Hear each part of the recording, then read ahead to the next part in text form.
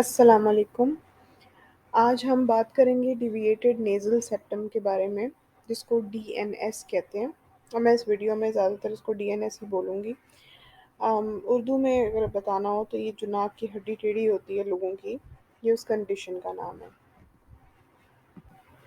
Basically जो हमारा नाक होता है, आप जब उसको देखते हैं नीचे से, 2 होल होते हैं, उनको कहते हैं नॉस्ट्रिल, ठीक है? इनके दरमियान जो नाक को बीच में से सेपरेट करता है और नाक को खड़ा रखता है और उसको उसकी शेप देता है, उसको बोलते हैं नेज़ल सेप्टम, ठीक है? नेज़ल मतलब नाक और सेप्टम मतलब पार्टीशन समझ लें, ठीक है? अब ये जो नेज़ल सेप्टम है वैसे तो इसको सीधा होना चाहिए, लेकिन डीएनएस में ऑब्वियसली ये टेढ़ा होता है। एक साइड में उसका मतलब ज़्यादा बेंट होता है। उसमें ये होता है कि नाक की एक साइड जो होती है वो नैरो हो जाती है, तंग हो जाती है और जो दूसरी साइड है वो वाइड हो जाती है, खुली हो जाती है और नैरो और खुला दोनों होना भी जो है ना अपने-अपने इश्यूज़ कॉज़ करता है। अच्छा, एक इंटरेस्टिंग फैक्ट बताऊँ, ज़्यादातर जो लोग होते हैं ना 68% लोग जो पॉपुलेशन है, उसमें किसी की भी हड्डी सीधी नहीं होती। थोड़ी-सी डेविएशन कॉमन बात है। लेकिन अबाउट 1% लोग होते हैं जिनका इतना ज़्यादा वो डेविएशन प्रॉब्लम कॉज़ कर रही होती है कि उनको सर्जरी की ज़रूरत होती है।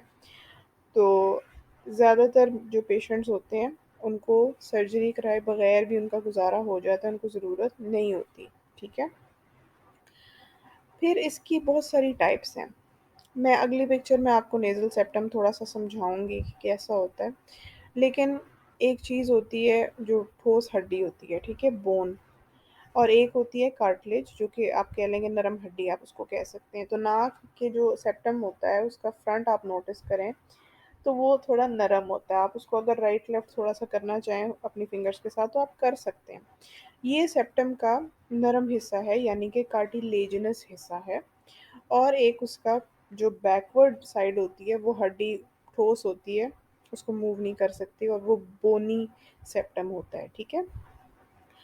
तो जो डिविएटेड नेज़ल सेप्टम है या डीएनएस है, वो नरम हड्डी का भी हो सकता है, यानी कि कार्टिलेजिनस हो सकता है, ठोस हड्डी का भी हो सकता है, उसको कहते हैं बोनी डीएनएस और एक होता है मिक्स टाइप जिसमें थोड़ा-सा कार्टिलेज और थोड़ा-सा बोन दोनों थोड़े से डिविएटेड होते हैं और ये सबसे कॉमन टाइप होती है, ठीक है? अच्छा, फिर एक और मिसकंसेप्शन है कि लोगों को लगता है कि अगर देखने में पेशेंट का नाक सीधा है तो उसको डीएनएस नहीं हो सकता, ये बात गलत है। समटाइम्स पेशेंट को डायरेक्टली देखने से वो ऑब्वियस नहीं होता, लेकिन जब चेकअप होता है और इमेजेस आती हैं तो वो अंदर की तरफ से जो है ना डेविएशन हुई होती है और वो टेस्टों से पता लगती है। तो डीएनएस हमेशा नुमायाँ नहीं होता। तो ये तस्वीर है डीएनएस की नेज़ल सेप्टम की। मैं आपको इससे डीएनएस एक्सप्लेन करूँगी।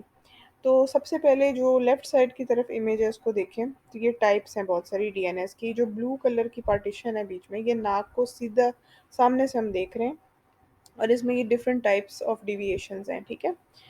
तो ऐसे बेंड हो सकती है राइट की तरफ, लेफ्ट की तरफ, कभी एस शेप में होता है, कभी सी शेप में होता है, कभी एक नोक निकली होती है।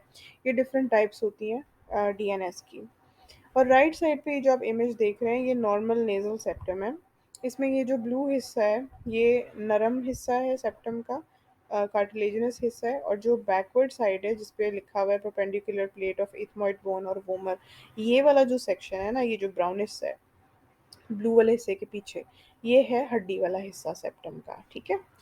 तो जो डेविएशन है वो आगे हिस्से की भी हो सकती है, पिछले हिस्से की भी हो सकती है और दोनों की भी हो सकती है।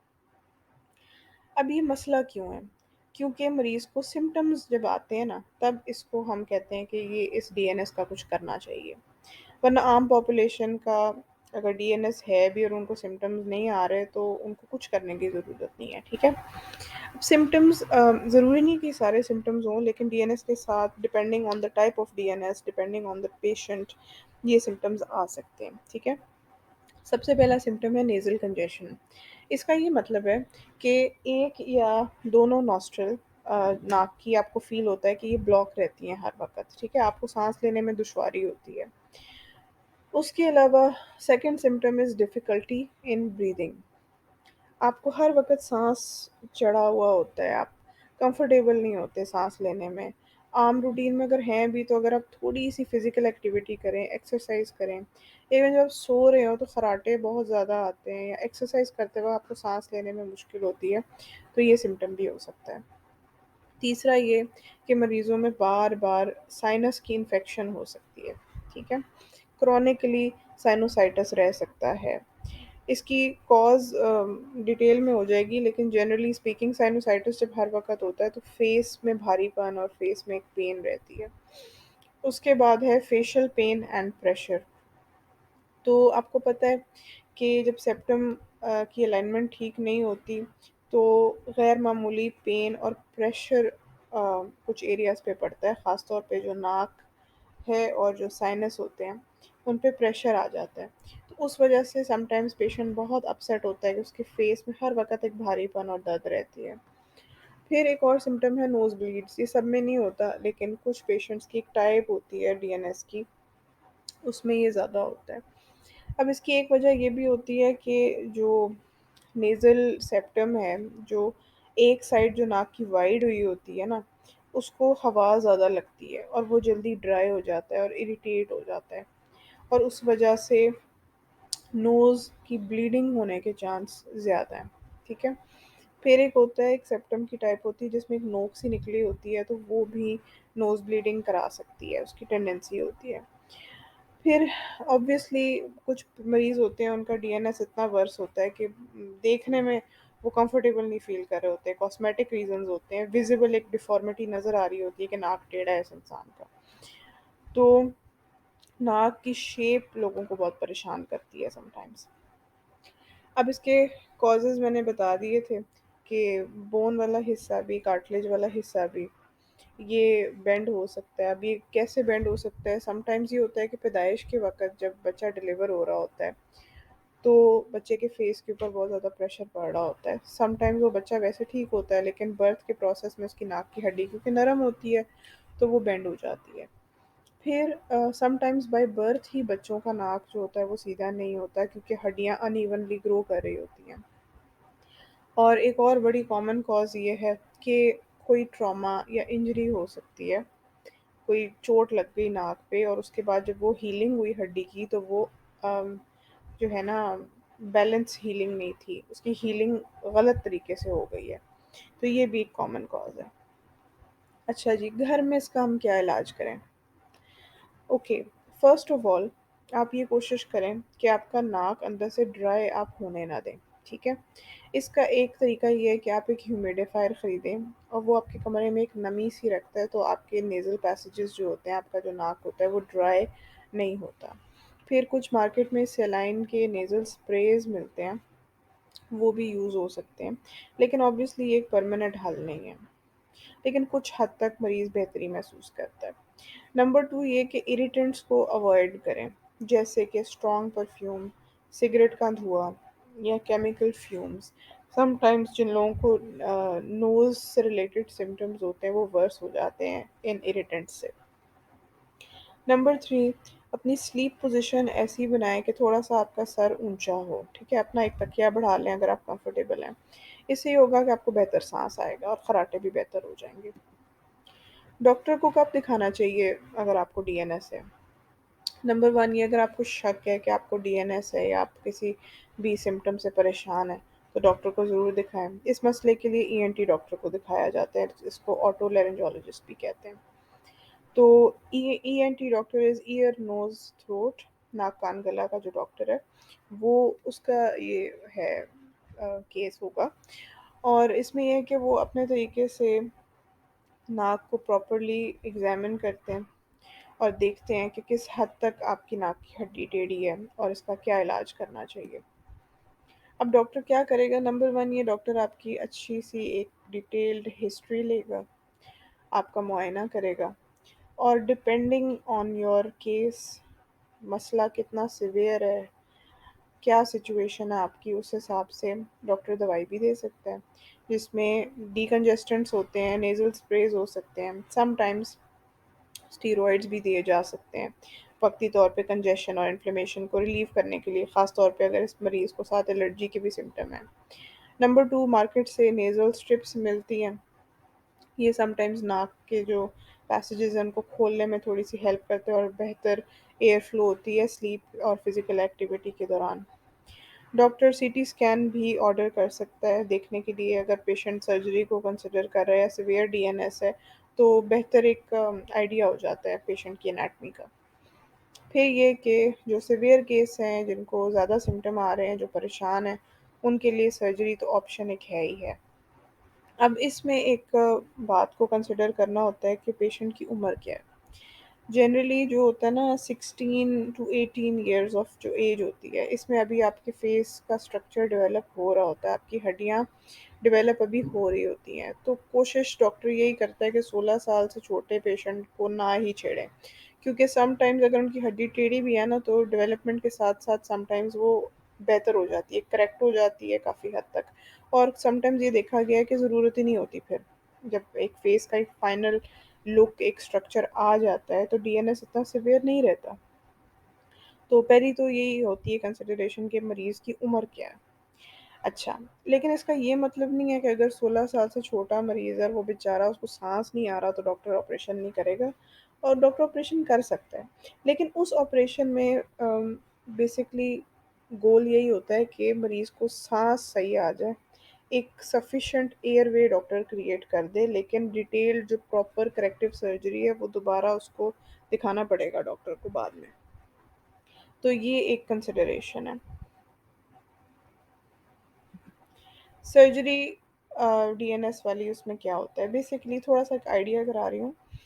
जो लोग सर्जरी को कंसिडर कर रहे हैं, उनकी इन्फॉर्मेशन के लिए कि सबसे पहले तो ये कि ये एक इलेक्टिव प्रोसीजर है और डे केयर प्रोसीजर है। इसका ये मतलब है कि ये बहुत अर्जेंट सर्जरी नहीं है। ये ऐसी सर्जरी नहीं है कि अभी इसी वक़्त इसको आप ठीक कराएँ, नहीं। ये एक इलेक्टिव केस है। आपकी मर्ज़ी है आपने ये सर्जरी कब करानी है, किस टाइम करानी है, आप उसको प्लान कर सकते हैं। आप अपनी कन्वीनियंस देख सकते हैं, आप शेड्यूल कर सकते हैं सर्जरी को अपनी मर्ज़ी से, ठीक है? दूसरा ये कि ये बहुत मेजर प्रोसीजर नहीं है। ज़्यादातर पेशेंट को उसी दिन डिस्चार्ज कर देते हैं या ज़्यादा से ज़्यादा ये होगा कि एक एक रात आपको कह देंगे कि रुक लें। फिर ये सर्जरी जनरल एनेस्थीसिया के अंडर होती है। इन सम केसेस लोकल में की जा सकती है, लेकिन जनरली ये जनरल एनेस्थीसिया यानी कि मुकम्मल बेहोशी में होता है। फिर ये कि जैसे कि मैंने कहा ये अर्जेंट नहीं है। आपकी कन्वीनियंस के हिसाब से प्लान हो सकती है। ये एक एंडोस्कोपिक प्रोसीजर है, कैमरे के थ्रू होता है। इसमें आपके नाक के ऊपर कोई भी ऑब्वियस कट या स्टिच नहीं आएगा।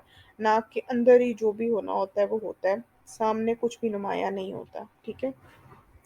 इसमें ब्लीडिंग भी बहुत ज़्यादा नहीं होती, माइल्ड ब्लीडिंग होती है प्रोसीजर के दौरान। और इसमें ये है कि आप 1 हफ़्ते के अंदर-अंदर अपनी आम रोज़मर्रा की रूटीन में वापस आ सकते हैं, ठीक है? कुछ एहतियातों के साथ। इस सर्जरी का नाम है सेप्टोप्लास्टी, ठीक है? इसके रिज़ल्ट बड़े अच्छे हैं।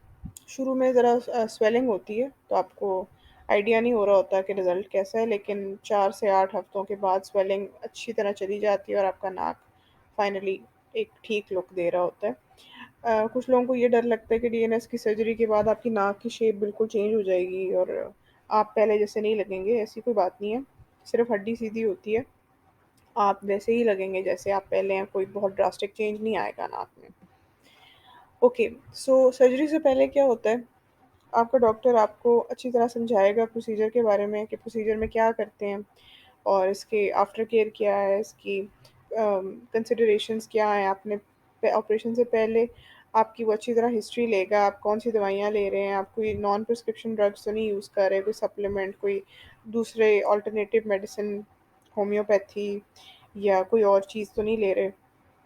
फिर आप ये भी देखते हैं कि खून पतला करने वाली तो कोई दवाई नहीं ले रहे और कुछ दवाइयाँ होती हैं, अगर आप ऐसी दवाइयाँ ले रहे हैं तो उनको ऑपरेशन से कुछ दिन पहले रोक देते हैं, क्योंकि समटाइम्स ये होता है कि अगर खून पतला करने वाली दवाई आप ऑपरेशन से पहले ना छोड़ें तो बहुत ज़्यादा ब्लीडिंग हो सकती है, ठीक है?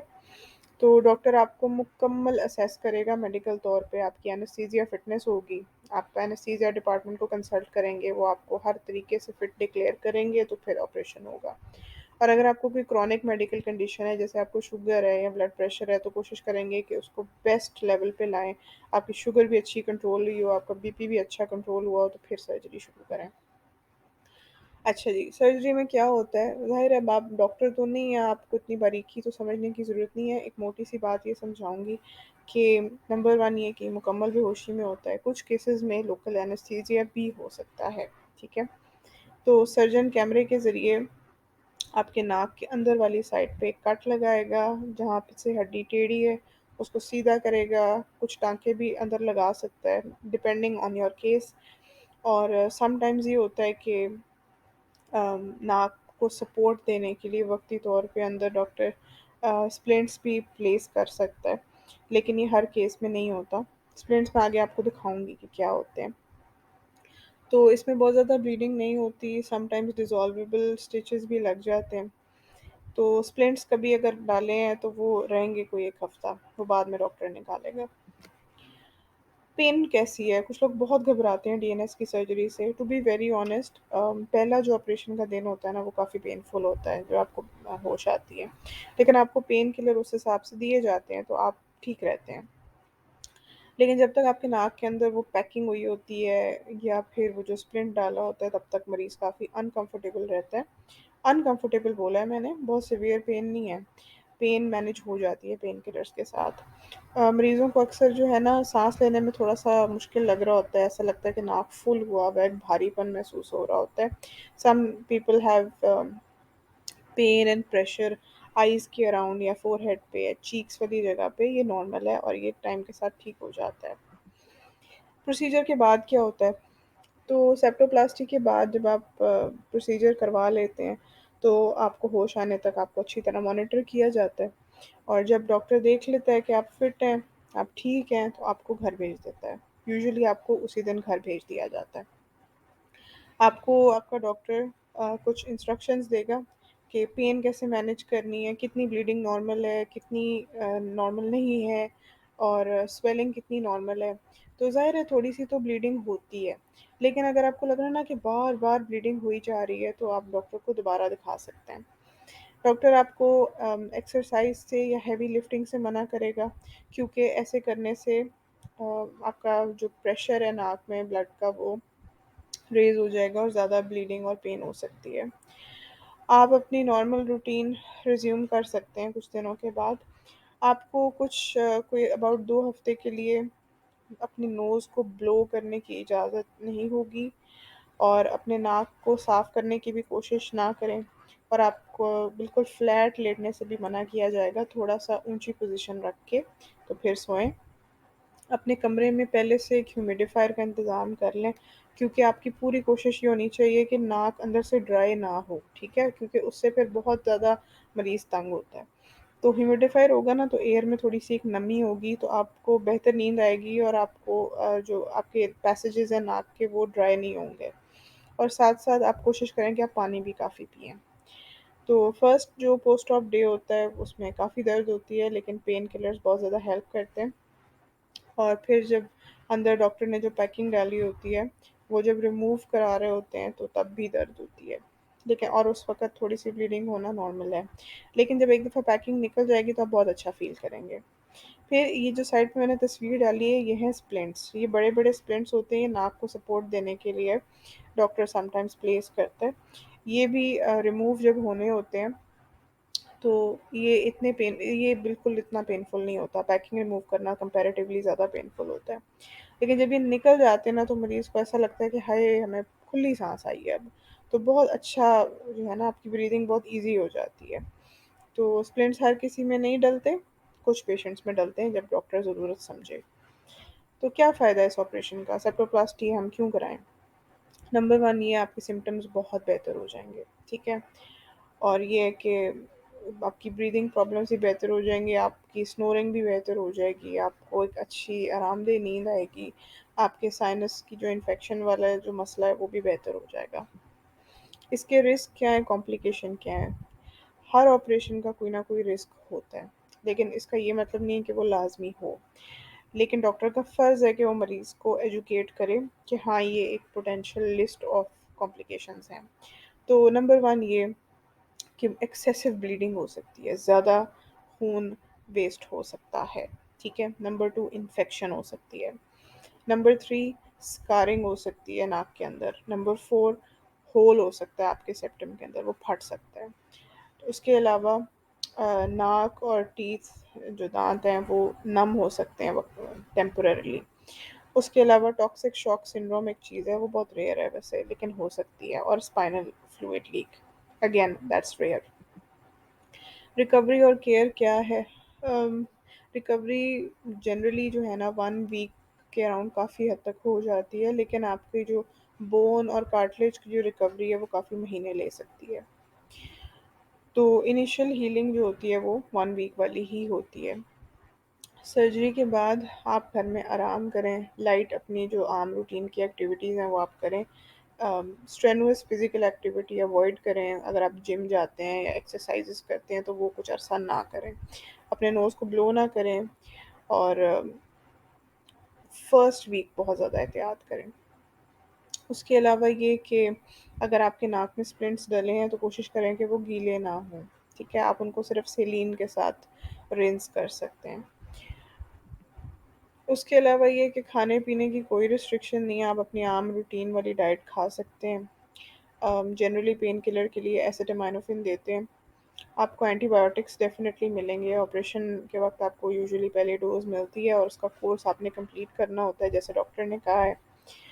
फिर ये है कि आपने अपनी जो पट्टी डॉक्टर ने बाहर से की होगी उस पर भी नज़र रखनी है। अपनी ब्लीडिंग का भी एक आइडिया रखना है कि ब्लीडिंग, डॉक्टर बताएगा कि कितनी ब्लीडिंग नॉर्मल है और कितनी नहीं है। कोशिश करें कि सर्जिकल साइट को क्लीन रखें और अपने नाक को आप सेलीन के साथ रिंस कर सकते हैं। अगर आपको लगता है कि ड्राई हो रहा है आपका नाक, तो आप उसको थोड़ा सा मॉइस्ट रख सकते हैं कमरे में ह्यूमिडिफायर वगैरह रखने से। और कॉटन स्वॉब के साथ आप half strength hydrogen peroxide use कर सकते हैं विद वाटर। लेकिन कोशिश करें कि ये कॉटन स्वॉब आपके नॉस्ट्रल के अंदर ना जाए।